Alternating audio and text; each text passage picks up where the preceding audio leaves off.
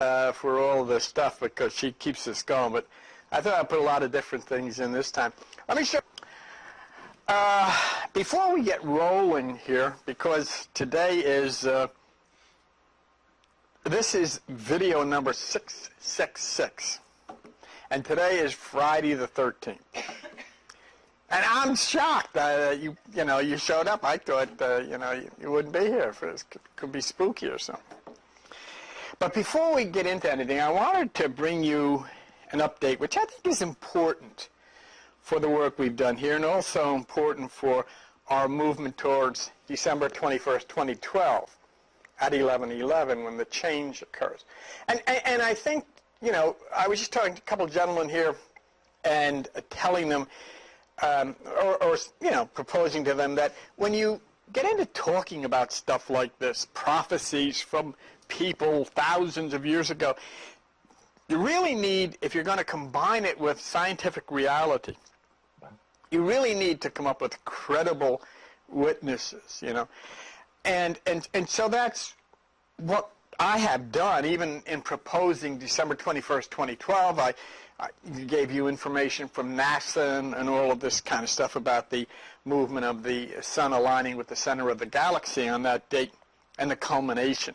Well, you go back to 600 AD, and this guy, Pakal Votan, evidently was a brilliant scientist or astronomer of some kind, because he knew of not linear time that we, run our lives on, but cosmic time. That was one of the things he had such a big problem with. You people make up the time, and nobody knows what time it is. 2009. Well, I mean, that's like 10 seconds in reality.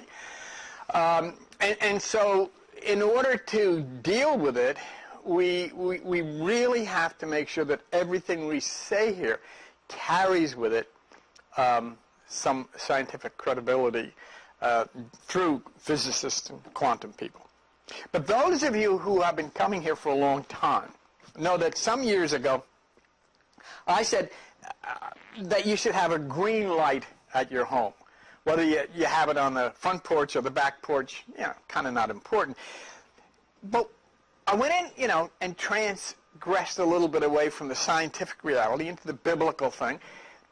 And I feel very confident in doing that because the Bible is a book of mythology written by classic Greek minds who were plugged into Democritus and Hippocrates and Pythagoras and Aristotle and, Zeno, who was a quantum physicist, Democritus, who knew the movement of electrons inside of atoms, all this kind of stuff. And these were the guys that wrote the Bible in Alexandria, Egypt. So, taking that, I looked at the story of the Exodus, which never happened. And, mouths drop open when I say that. And so I say, well, my goodness gracious, who are you going to get to back that up? Well, I've got Zeev Herzog and the Archaeological Department of Tel Aviv University in the middle of Israel, who said it didn't happen. But anyhow, that means it's a much more important thing for us to study than trying to figure out where there's a shallow spot in the Red Sea where they could have, some nonsense like that. But if we start to think of what does it mean, and what do all of the plagues mean, and what does placing the blood on the doorpost of the house mean, so that the angle of light, which is an angel of light, is actually a photon angle of light, messenger particle, so that passing over, it recognizes you as one of the chosen, if you want to use that word. And so I said, well, put a green light at your house, and if those from another dimension do wander by, we will be able to display, hey, we're in on this. And people say, what the heck's green got to do with it? Because there's two factors. Number one, the earth, the green, and number two, the sun, the light, and the combination of the sun and the green creates hemoglobin, and then in the plant life, what's it called in plants? Chlorophyll. So, there's a two-point reason. Your green light is a symbol that everybody that you're into nature, you're into the universe, you're into the cosmos. And who knows who's going to fly over, since you only can see 10% of everything. I mean, it could be some guy in a green spray. Who the heck knows? But this is why I wanted to bring it up again. If you go on, our Hidden Meanings website, you can read about this. And this is the page of the website on Hidden Meanings website that you can look at. It says, put a green light at your house. That's actually the light at the back of our house. It really is. And then it says here, it says, go to www.hiddenmeanings.com, scroll down until you find green light at your house. Now, the reason that I chose to do that is because those of you who have been coming here for a long time know that for whatever strange reason, and I haven't considered strange and wacky, but for whatever strange reason, most of the things that you've heard here have come true. It was right after we started talking about Paco, Wotan, and all this thing that, a lot of drastic changes took place in our civilization. But as we close in on December the 21st, 2012, and we're living through these tremendous changes which have been happening through the world, I wanted to share this with you. And once again, I say, hey, wait a minute here. Now, I'm not telling you to believe anything. I don't need that. There's no members here. I'm not a member of the... I'm just sharing information with you. You do with it what you want. But the fact that we spoke about the green light, and we have a full page about the green light, and now we have the green ecology, so to speak, this to me then became something to at least think about. This is the latest. A green comet is approaching the Earth. And that was published by NASA on February the 4th. Comet Lulin, named after the observatory in Taiwan, where the discovery photo was taken, is now approaching Earth. It is a green beauty that could become visible to the naked eye any day now. Lulin's green color comes from the gases that make up its Jupiter-sized atmosphere. Jets spewing from the comet's nucleus contain substances which glow green when illuminated by sunlight in the near vacuum of space. Now, put yourself in my position. I'm standing up here, we put things on local television and on the internet, and I'm telling everybody, oh, put a green light in your house in case, something comes flying over. Well, now here's NASA saying, there's a green comet coming. And that's good enough for me. You know what I mean? It's not going to hit the Earth, and it's going to fly by. But we look at these things as the Bible says, let there be lights in the firmament of the heavens, and let them be for signs. Well, whatever it is, here it comes. And here's a picture of it, courtesy of NASA. So, go find it. And I'll tell you something else. Green bulbs are not easy to find. You got to go to the hardware store or something. Because a lot of people don't know about this. So, go get a green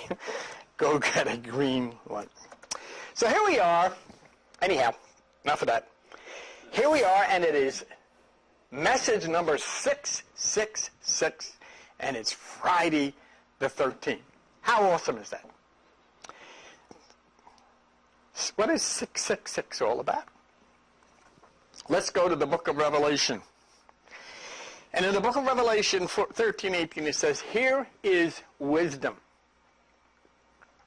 Let him that understands count the number of the beast, for it is the number of a man, and his number is 666.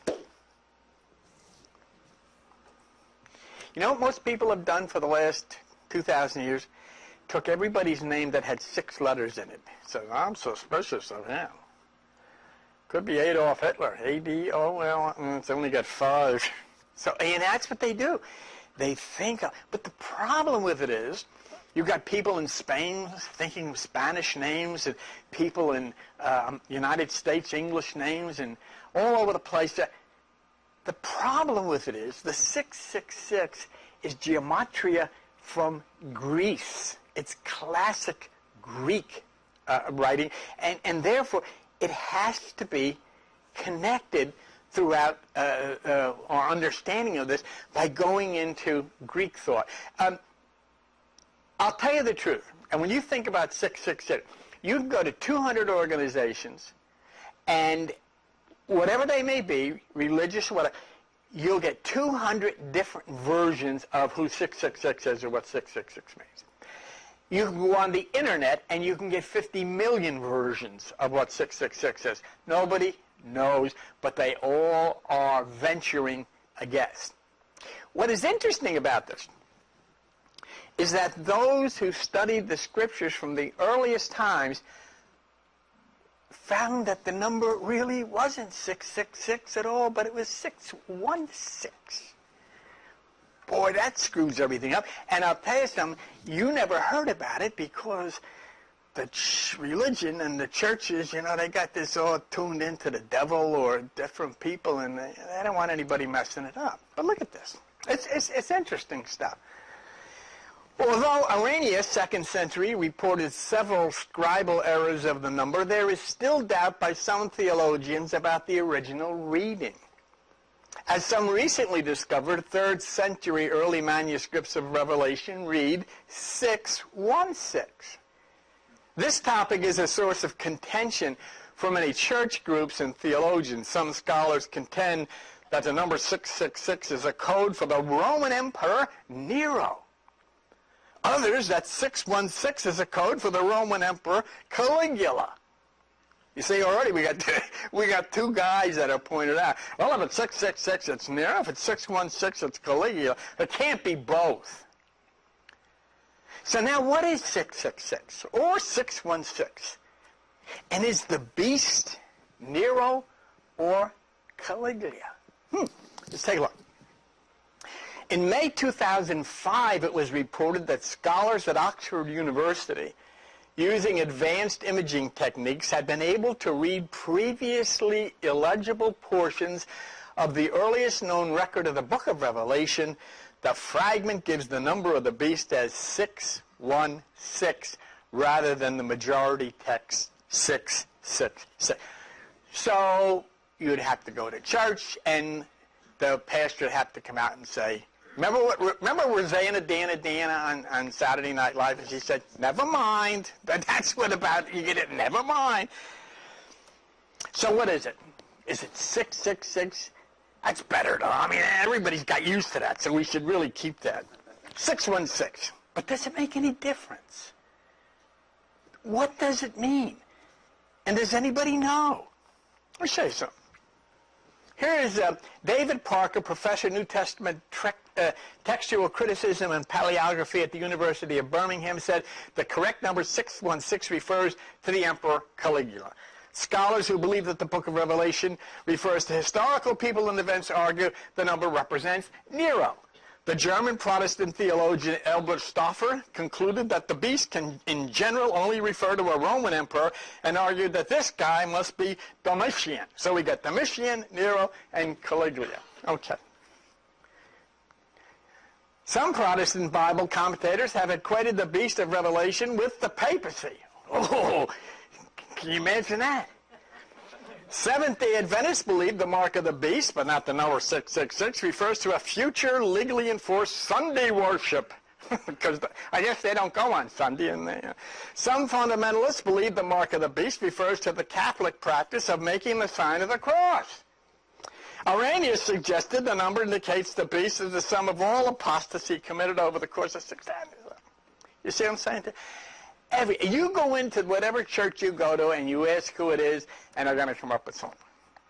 Or they're going to tell you, like they told me when I was a little kid in school, Master Donahue, you have to have faith. Some things God doesn't want us to know. And I said, and I was probably the only kid in the history who was at about 9 years old, thrown out. They threw me out. But that's for another story. Futurist Christian holds that mark of the beast is the Antichrist that will exercise power over everybody at the tribulation. Okay. Some Christians say it might be, get this now, the function of a credit card.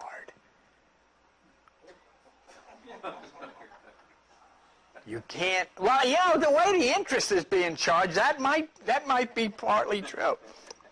Stephen Miller proposes that the mark of the beast may refer to the Social Security number. Now, I'm getting this out of the encyclopedia, so I'm not making, these names up, Stephen Miller. Anyway. Terry Watkins supposes the mark to be a microchip or barcode on the human body. And, you don't know. And then Jehovah's Witnesses say it symbolizes many governments, harmonizing with the symbolic depiction of past governments. Aleister Crowley, this is the best, and this guy I think has got it. Aleister Crowley said he was the beast in the book of Revelation. He was, and because his name added up to 666. And the Baha'i faith thinks it's so. But now hear me out, because I would make a proposal too. And my approach to 666 or 616 or whatever number you want is that it cannot possibly refer to any person, not possibly refer to any individual. Okay? What we're talking about in the book of Revelation is something that is anti-Christ, which means it's against or contrary to the teachings of Christ. That is who 666 or 616. Anyone who is contrary to the position taken by Jesus in the Bible. And I have things to talk about the existence, literally, of that figure too, but that's for another time. The responsibility for Antichrist can't be placed on the head of one person. You know why? It's a universal problem. It's not an individual problem. See? You can't, if they try to say, Adolf Hitler was the guy. No, you can't put it on one guy, because unless people were willing to do what he wanted them to do, he couldn't have done anything, could he? The responsibility cannot be placed on one person. It has to be placed on the entire human mind. Let me give you an example. Here's Christianity. And Christianity says, this is the way you're saved. You accept the death of Jesus Christ for your sins. You claim him as your Lord, and you will be saved. Do you know what that is? That's 666. It's Antichrist. You know why? Because it is contrary to what Jesus says, and it is contrary to what the Bible says. This is Christianity. And if you've been to these places, well, they say, lower your head, close your eyes, claim Jesus as your son, all this kind of business. But let me show you something here. Now, if you are going to be a Christian and you're going to claim Jesus as your Savior and believe God, and that's going to give you salvation, what do you do with this? Let me show you. Here's Jesus himself saying, why do you call me Lord and not do the things that I say? Well, the answer to that is, I don't know what the hell you said. Nobody ever told me. I went to church and they said, stand up and sing, this is the day of the Lord. Nobody ever said that. So all of a sudden you got a situation here that you have to think about and say, well, I asked him to be my Lord, but he said, you can't call me Lord because you're not doing what I told you to do. No. And in Acts 5:32, we're his witnesses, and so is also the Holy Ghost, whom God has given to them that obey him. Not obey your church, whether you're a Catholic or a Baptist or a Presbyterian or whether you're Jewish or Buddhist or whatever, Christian or whatever you are. It says, given to him that obey him. What did he say? If you walk into your church and ask the people in your church, do we obey Jesus? They'll stare at you because they haven't a clue. And you know what? More than likely, if you walk in there and ask them, you haven't a clue either. One. Hebrews 5:9, and being made perfect, he became the author of eternal salvation unto all them that obey him. It doesn't work any other way. And you know why? Because Jesus is a light, an energy, a force, a power above and beyond. You can call him Jesus, you can call him Krishna, you can call him Buddha, you can call him Jehovah, you can call him Muhammad, you can call him anything you want. It's that power, that light that is within us, and we have an opportunity to move into that right hemisphere, to touch that, or to stay and follow religion and politics and corporations into total oblivion. So in order for you to be a Christian, you have to do what Jesus says. And if people would be honest, and you would ask them to raise their hand if they do what he says, nobody could do it. And so much of Christianity is political. You saw them on television, full well, and all these guys, let's bomb Iraq, let's invade Iraq, and all. How do you do that and say, we're followers of Jesus? Yeah, cut off. We don't need no medical care. It's too much money, too much, and no, feed these people. No, they have to bring themselves up on their own bootstraps. How can that be Jesus? Now, there's so many people that are going to miss the change coming to culminate in 2012. Because they're going to run around screaming as they are now, my God, what are we going to do? Jesus. Citigroup, what are you going to do? Ford. And the reason is they've been told by their churches, all you have to do is confess it and believe it, and you're saved, and no harm is going to come to you. And it's not true. And so 666 fits everything that is contrary to the mind change. It is 666 is everything that directs the mind away from the right side that Jesus spoke of to the left side, the intellectual side. It wasn't Saudi Arabian terrorists that flew the plane into the World Trade Center. It wasn't them at all. It was 666. It wasn't George Bush who decided to invade Iraq and cause so much destruction and killing. It was 666. It's not the government that neglects the poor and hungry and deprives people of medical care. It's 666. You know why? Because we're all 666. A region of the mind that acts out in violence against others and against nature. That's 666. A region of the mind that is concerned with profit before people. Profit before nature, before animals. That's 666. When you pick up something and throw it or scream, and we all do that, as soon as you do it, you can stand and say to yourself, I'm 666. They're going to scare the hell out of me, but I am. 666 is referred to as the carnal mind. Now, what that means, that's the left side, the intellectual side. That is also the tree of the knowledge of good and evil, because there's a lot of good things you do, but there's a lot of rotten things we do too. And they all come out of the same side, the tree of the knowledge of good and evil. So you have to go to the Garden of Eden, which is on the right side, where the tree of life is. But you can't eat of the tree of the knowledge of good and evil and go there, which means you have to sacrifice thoughts. You have to shut down thought. Then you can be in the garden. When you shut down thought, you're not taking of the tree of the knowledge of good and evil.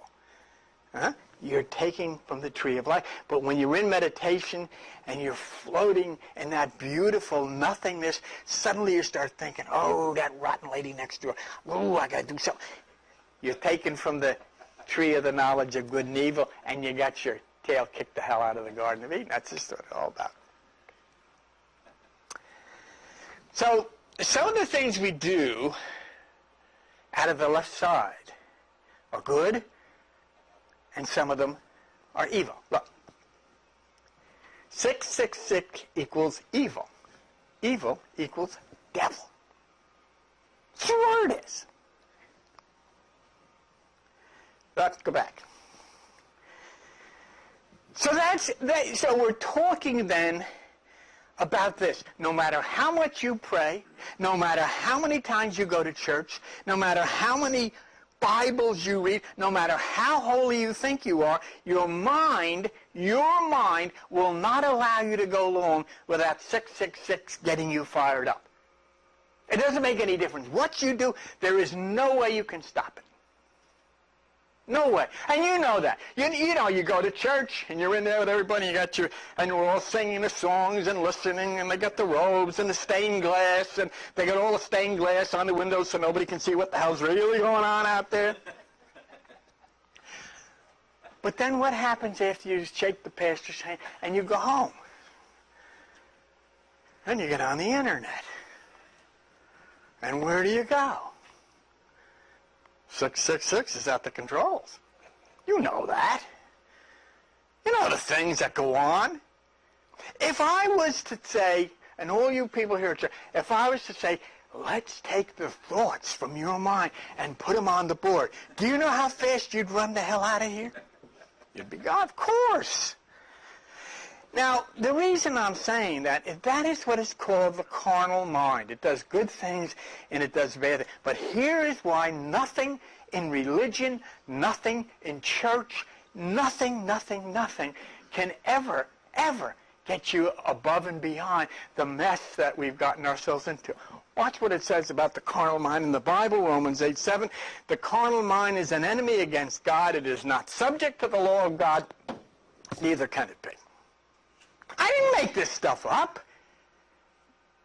You know, they put Bibles under their arms. They got them in there big enough to choke a mule. And they'll run in and they'll walk into the church and they'll say, here, hallelujah, the Word of God. They don't ever read it. They don't ever tell you that. There is nothing your mind can do. And so you have to shut it down. And you shut it down in meditation. So in other words, in order for you to move into the realm of that supreme light, which you have to be in total darkness, you have to shut down the carnal mind, and you got to shut down thought, and that's why Jesus specifically said, go into meditation, stimulate the single eye, the pineal gland of the brain, shut down thought into the darkness. And what are you trying to do? And this is where it gets spooky. You're trying to move away from 666 into the parallel universe of light. But you have to experience the darkness, free from thought. And Jesus in the Bible, who's a name for an advanced mind that wrote this? He was very specific as to what you must do to get away from 666. He couldn't have been more specific. Now, you ask yourself, when you look at it, you go to church, all this kind of stuff, ask yourself, do you do what he said, or do you follow the church? This is what he said. First thing he said is, look, you got to look for the kingdom of God. Well, that's very religious, but that's what you got to look. That's what he said. You got to look for that.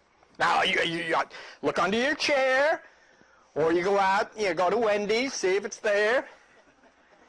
You know why? Because he tells you exactly where it is. The kingdom of God is within you. It's not in a church. It's inside of you. What he says. Take no thought. Why? Because when you take no thought, you shut down the part of the mind that cannot be in concert with that higher light. So you got to shut down, you got to separate from the thoughts of the mind. Oh. Here's the one that really gets them in the church. If your eye be single, you ever see the dot in the middle of a Hindu's forehead? Your whole body will fill with light. That's talking about the pineal gland of the brain, or pineal gland of the brain. Call it whatever you want. Pineal gland of the brain. And way back in the book of Genesis, Jacob's wrestling with a guy who turns out to be an angel or an angle of light in his mind. And he says, I have seen God face to face, and I shall call this place Peniel. Why? Go ahead. For you have taken away the key of knowledge. You entered not in yourselves, and them that were entering in you hinder. In other words, what he's saying here is knowledge is within yourself. Not in a church, not in a building, not anywhere. It's within yourself. That's what is necessary for you to be a Christian. And that's why I can say that probably this is the only place here that exists where people are, because we do exactly what he says. Take no thought, watch, go in, practice the single eye. Those instructions will take you into the influence of that light which is in the darkness. Now, it gets to the point of liftoff time, doesn't it? Separation from the make-believe violent worlds of religious and government and corporations into the dark energy that we refer to religiously as God and Spirit, into the realm of other places, parallel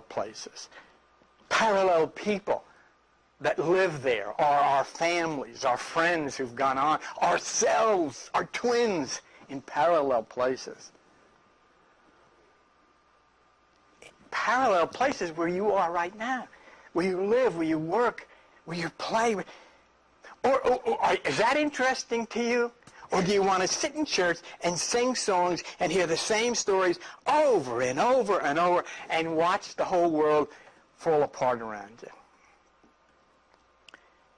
Now, last week I shared with you just a few of the people who are the most eminent scientists, physicists who know of the parallel places. And this is what I have to do, because if I tell you about this stuff, you say, what the hell? This guy's nuts. Parallel places where my grandmother or I am, it's crazy. And I would be the one years ago to be the first one to say that. But I'm going to show you people, and I showed to them last week, and I'm going to run through it quick, but I want to just, because we're going to move now a little closer to the edge in the 666 and the dark places. You don't even have any knowledge that these people exist. They know, or you know, of the Pope, and you know of Billy Graham, and you know of Pat Robertson, you know of all these people, but you do not know of these people, and yet these people are the ones who really know the truth. This scares religious people because they want to sing about these things and they want to read about these things.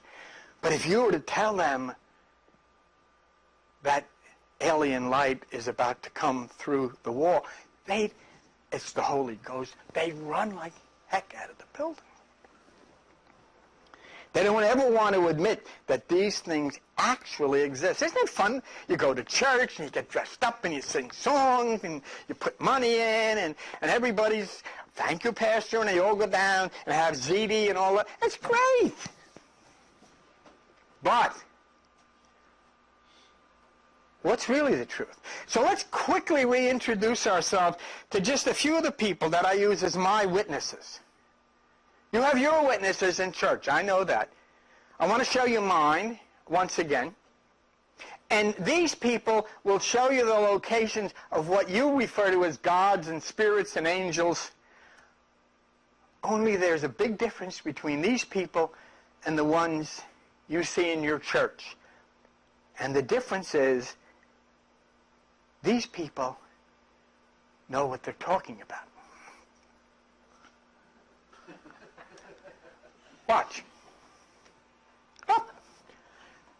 You got another one there. The people which sat in darkness saw a great light. That's right. That's meditation. That's why we turn the lights off in here. Paul Steinhardt is the Albert Einstein Professor in Science and on the faculty of both the Departments of Physics and Astrophysical Sciences at Princeton University. Would you think, as a scientist, he would be a credible witness?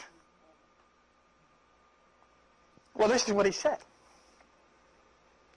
For years, parallel universes were a staple of the Twilight Zone. Science fiction writers loved to speculate on the possible other universes which might exist. In one, they said Elvis might still be alive, or in another, the British Empire might still be going strong.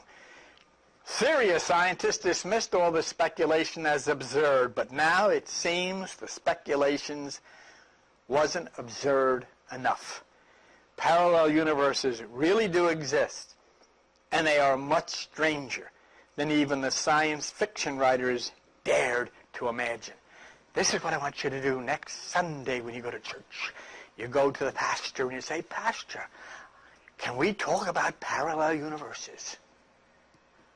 Where I heard in that place on Route 9 that there are strange things going on. I guarantee you this guy won't know what you're talking about. Next. Oxford University in England, the most brilliant physicist on this subject in the world, David Deutsch. David Deutsch's research in quantum physics has been influential and highly acclaimed. His papers on quantum computation laid the foundations for that field, breaking new ground in the theory of computation as well as physics, and have triggered an explosion of research efforts worldwide. His work has revealed the importance of quantum effects in the physics of time, travel, and he is an authority on the theory of parallel universes. Would you think he has credibility? I would think so. This is what he says. Our twins in parallel universes are just as real as we are. The notion that our world is somehow more real is derived not from experience, since each world seems equally real, nor from quantum mechanics. In an absolute sense, there are no splits at all, and there is no moment when your unseen counterparts can no longer affect you.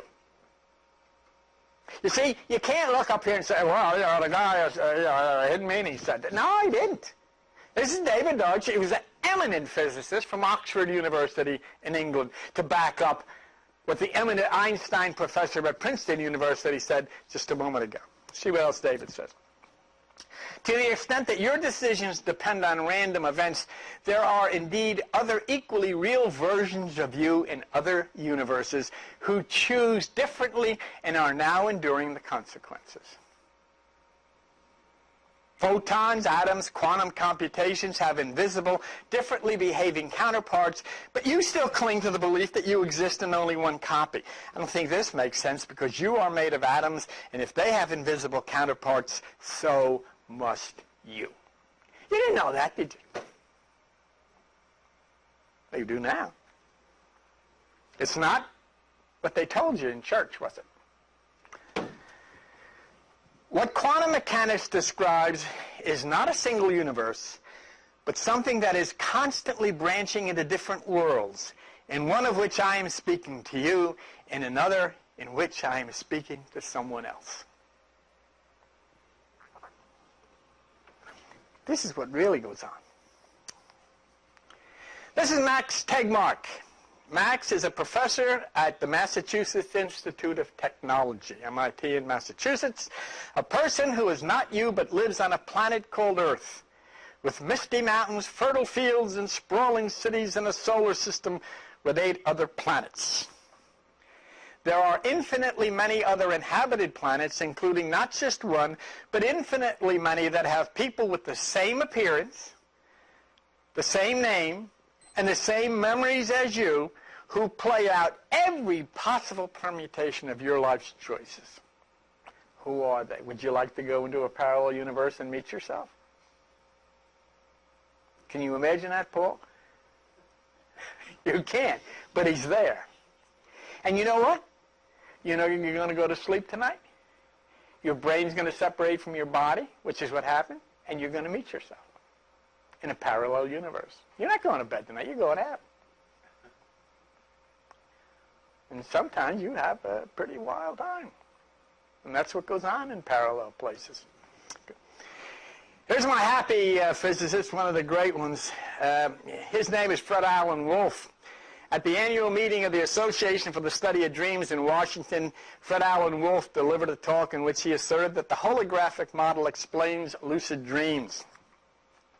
Wolf believes such dreams are actually visits to parallel realities, and the holographic model will ultimately allow us to develop a physics of consciousness which will enable us to begin to explore more fully these other dimensional levels of existence. Watch for that as we get closer to this 2012 thing and the change of the electromagnetism of the universe. Fred also said, what is a parallel universe? Like an everyday universe, it is a region of space and time containing matter, galaxies, stars, planets, and living beings. In other words, parallel universe is similar and possibly even a duplicate duplicate of our own universe. Not only in a parallel universe must there be other human beings, but these may be human beings who are exact duplicates of ourselves and who are connected to ourselves through mechanisms only explainable using quantum physics concepts.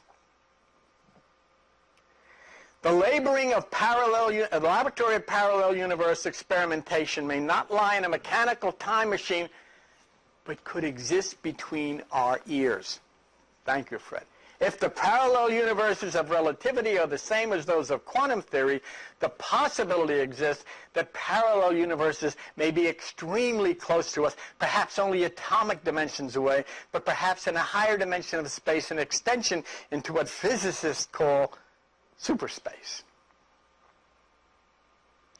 Modern neuroscience, through the study of altered states of awareness, schizophrenia, and lucid dreaming, could be indications of the closeness of parallel worlds to our own. This is what we're talking about, Liz. Did you ever go into a nursing home and watch somebody sitting there and they're talking to somebody? You say, boy, that guy's really whacked out. No, you're whacked out because you can't see the person that they can. They're having a very intelligent conversation. But you see, this is what it's about. You met Fred, you met David Deutsch, you met Max Tegmark, you met Paul Steinhardt. But you know what? Most of you are going to turn these guys down. And you, instead, are going to cling to your people. What in God's name do they know? What have they ever said? They don't. So you make your choice. How do you compare the statements of intelligent people with the statements of religious people? And I say, oh, you're saying religious people are not intelligent? Yes, because you come into church and you check your brains at the door. And then you say, oh, yeah, I believe that the snake really did talk to the lady. Come on. In other words, there are invisible worlds. There are places where we appear after our physical bodies expire. You never die. Only, do you know that you could be sitting right now in a chair next to somebody who you think is dead and who's here saying, go ahead, tell him, Bill, tell him, Bill. And it might be your close, it might be a relative of yours. Right there, sitting right there, see? Just sit and see if anybody touches you on the knee. But you know, we can't contend with this stuff because we don't understand science. We don't understand the quantum world. We don't know about it. And we're like Albert Einstein. Albert Einstein. You see, if you take an atom and you put it over here on this side of the universe, and you got another one 20 skillion light years away on the other side of the universe, if you pull this one down, this one will go up. Albert Einstein said, that is spooky action at a distance, I'm out of here. He quit. Why? Because it blew to smithereens everything in classic science that he knew. So when we move in that direction and we come closer to the reality of alien worlds, the religious people go crazy. And they consider, oh, it has to be a cult. Why? Because they don't understand the science. What do you think? Whatever you want to call God, do you know there is no God?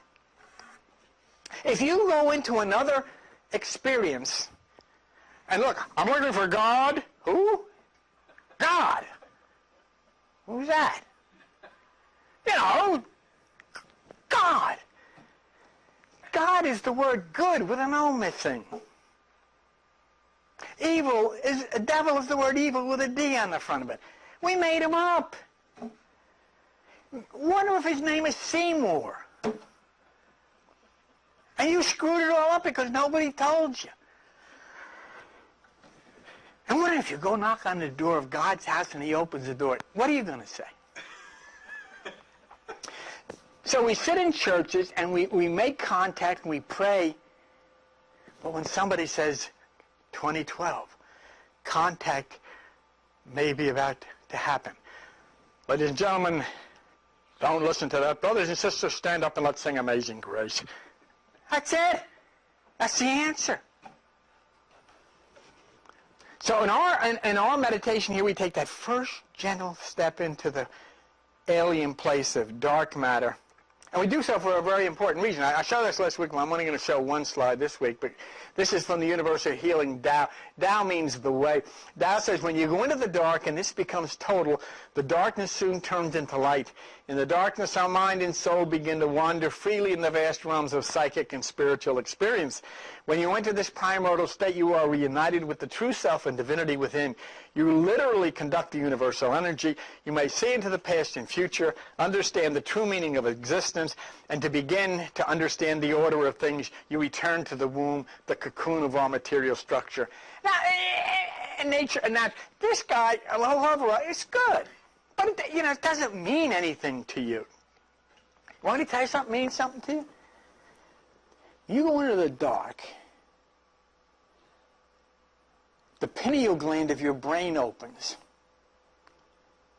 and it secretes into your brain an illegal drug called DMT, dimethyltryptamine.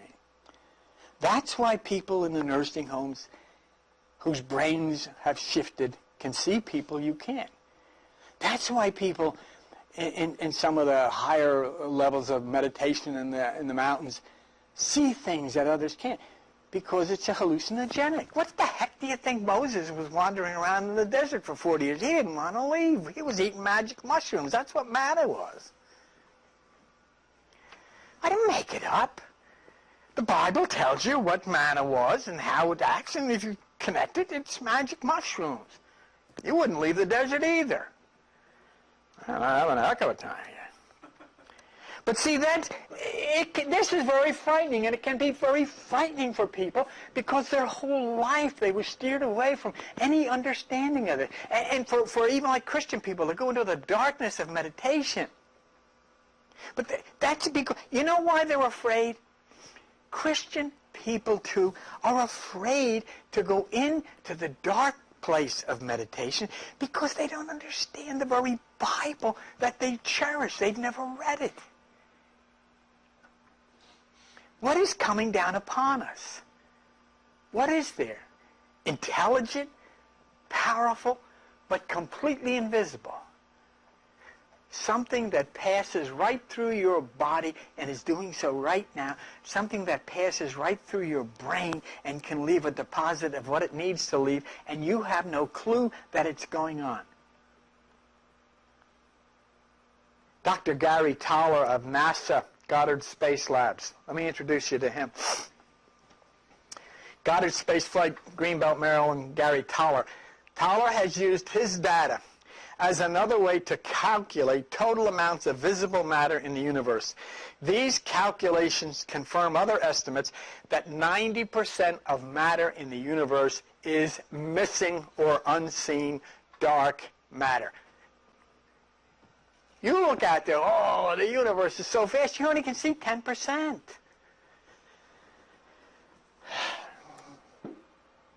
You know, and I'll tell you something. This has got me, had me change, because some years ago I wrote something about ghosts, and I said, well, in my opinion, what ghosts are electrical energies, usually for some place where it was violent, that a person with a very good, brain open to that kind of electricity can pick that up and maybe see things. But you know what? I don't know anymore, because understanding that you can only see 10% of what really exists, it gives you a whole new perspective. Because I've read about now, and I've seen about things about people that are in a house where the telephone suddenly gets picked up and it goes flying across the... I said, well, that's ridiculous. But wonder if in that 90% that we can't see, there's some guy and he picked the phone up and he threw it against the wall. Why not? You see, what we consider to be ridiculous, we have to get with guys like this and with guys like Steiner, and these guys are saying, hey, they don't come on television, do they? You don't see this guy coming on television. You don't see these people coming to your church to talk to you. You don't, because, you just couldn't deal with it. In considering Bible scriptures then, when you talk about 90% of matter in existence is dark matter, do you realize that means you could go walk out the door and there could be a UFO hovering over Route 9 and you wouldn't even see it because it's in the darkness? There could be somebody standing right here right now looking out at you. You wouldn't see him because he's in the 90%. He's in the darkness.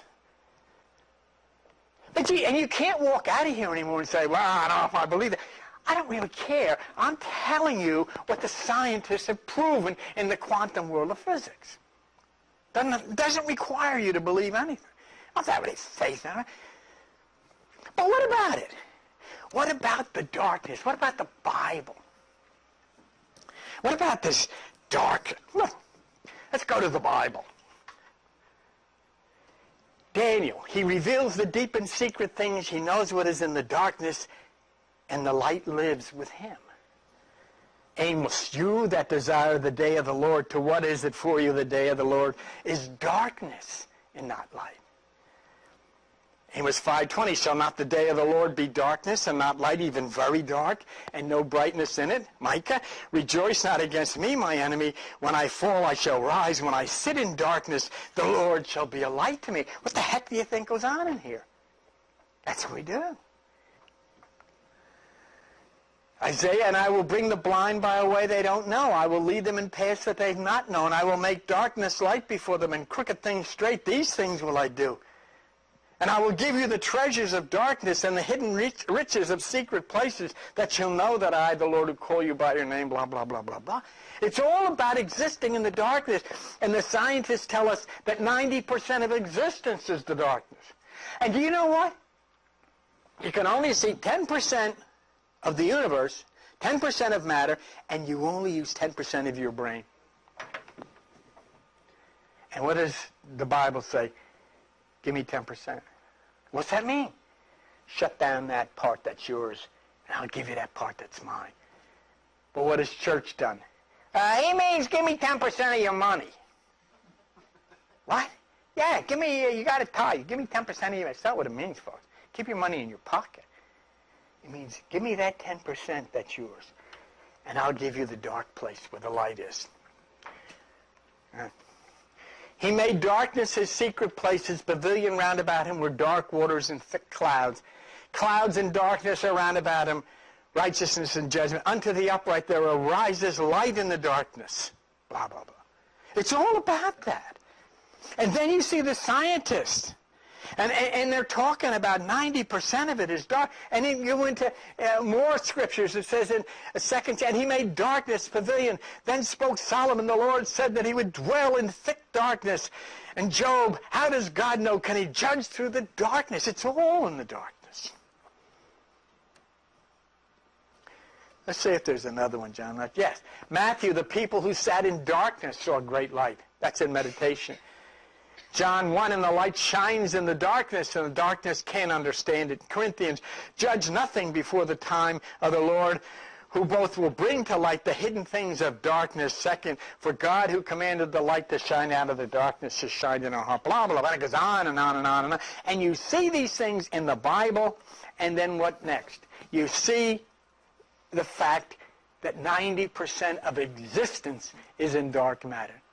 When somebody dies, they don't die. The physical body dies, and the vortex, which is the person which surrounds you and connects to every part of your body, simply zips off into the darkness to continue its life.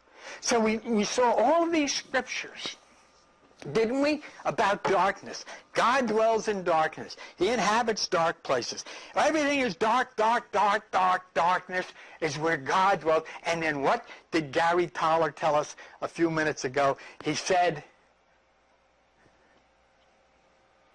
calculations confirm 90% of matter in the universe is dark matter. Do you think possibly that the things in the Bible knew that and were referring to dark matter? Couldn't we have said God dwells in dark matter? Of course. 10% is ours. 10% of existence is ours. 10% of our brain is ours. 90% is what we call God. Now, how do you proceed to receive that protection of light that dwells in the darkness? Once again, the Scriptures. It's take no thought. That doesn't mean don't worry about if you're going to have anything to eat. It doesn't mean don't worry about what the biopsy is going to say. Of course you're going to worry. You're going to freak out. But what he's saying is go into meditation and separate from those thoughts and allow yourself into the right side, to the pleasant place. Take no thought for tomorrow because it's going to... And once again, people say, well, see, you don't have to worry. You can't help but worry. How do you fill yourself with this light? How do you fill yourself with this light that's in the darkness? The light of the body is the eye. If your eye be single, your whole body shall fill with light. The single eye is the pineal gland of the brain. I wanted to bring you a little pine cone. I found this most beautiful pine cone in the backyard. I forgot to bring it. Because the word pineal means pine cone. And you know what happens here in New Jersey in the pine forest? The fire, the heat, causes the pine cone to explode, and new life pours out into the forests. That's why they have these fires all the time in the forest. So you take no thought.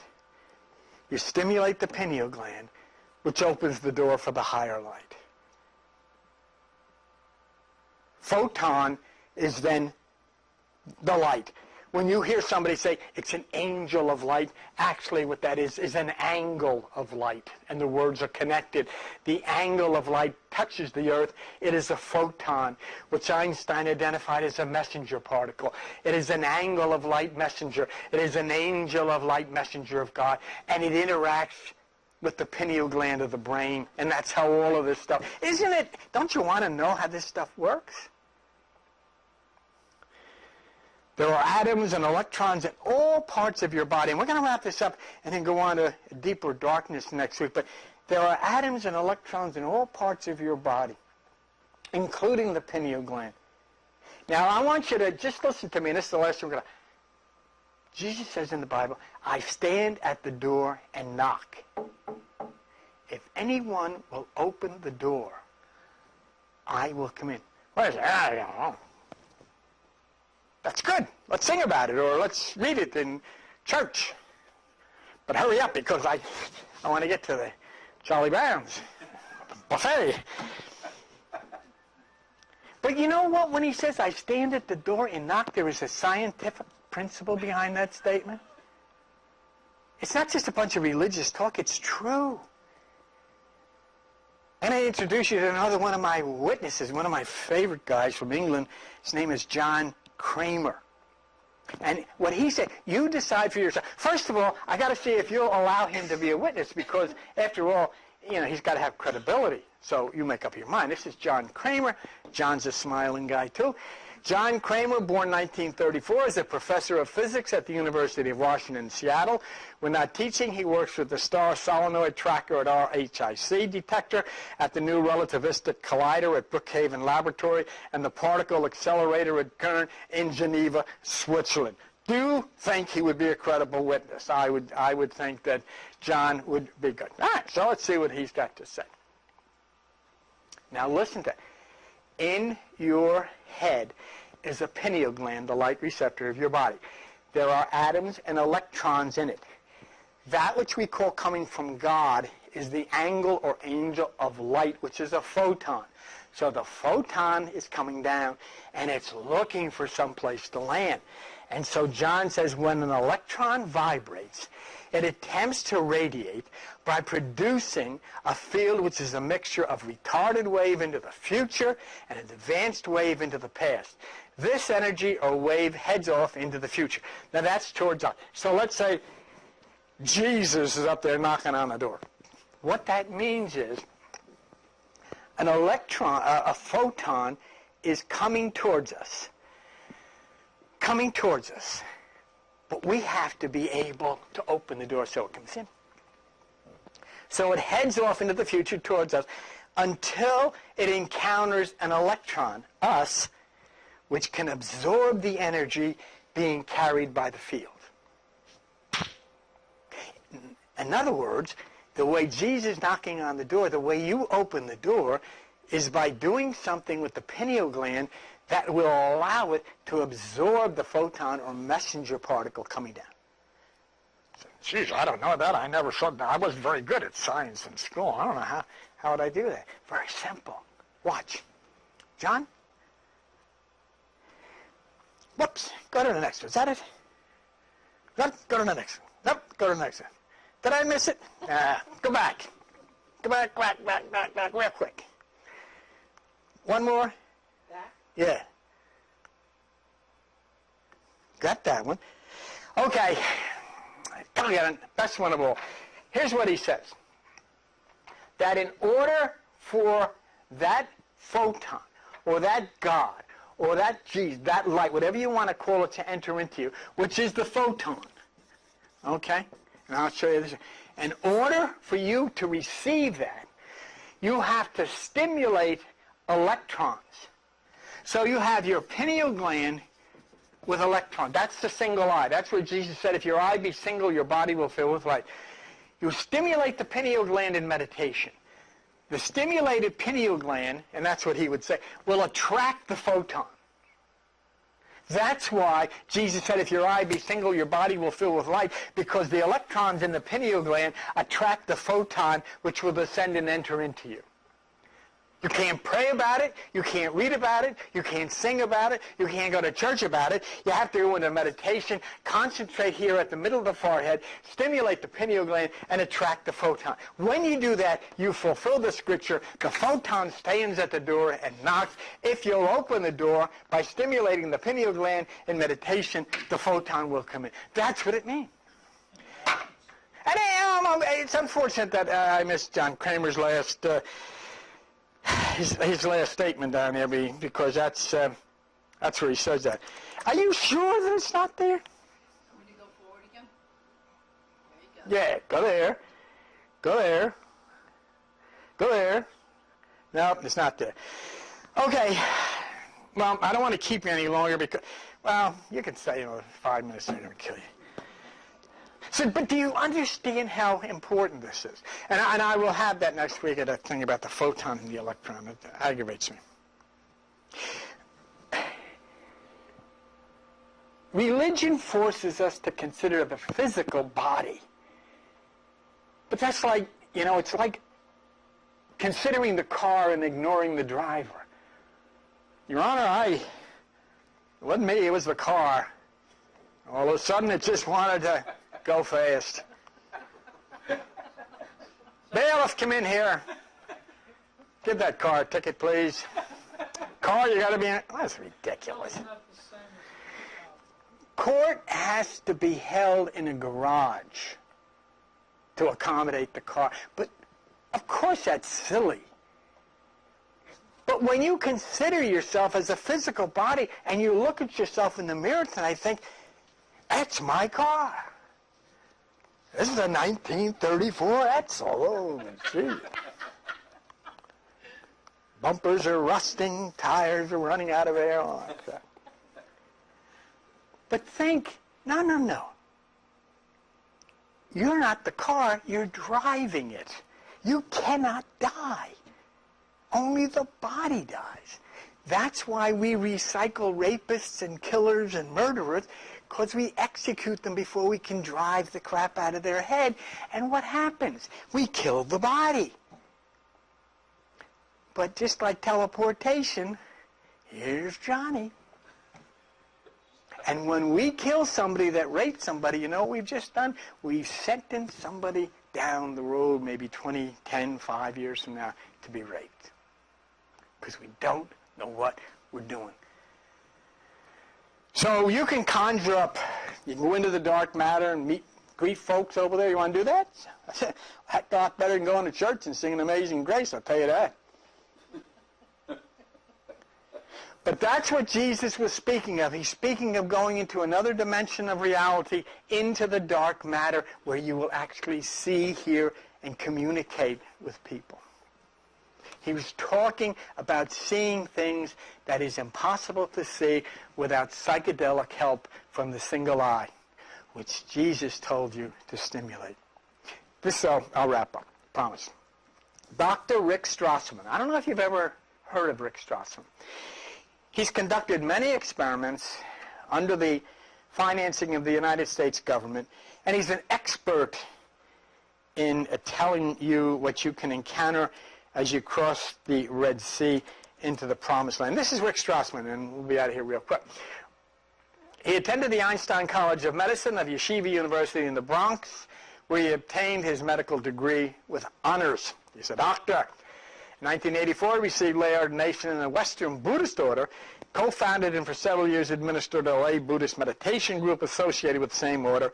He has been a consultant to the U.S. Food and Drug Administration, National Institutes on Drug Abuse, Veterans Administration, Hospitals, Social Security Administration, and other state and local agencies. And I tell you, if you want great reading, I'm going to show you a book that Rick wrote. It's called DMT, The Spirit Molecule, where he goes into talking about how DMT released into the brain causes these psychedelic situations, which then allow people to see the things that they pray about.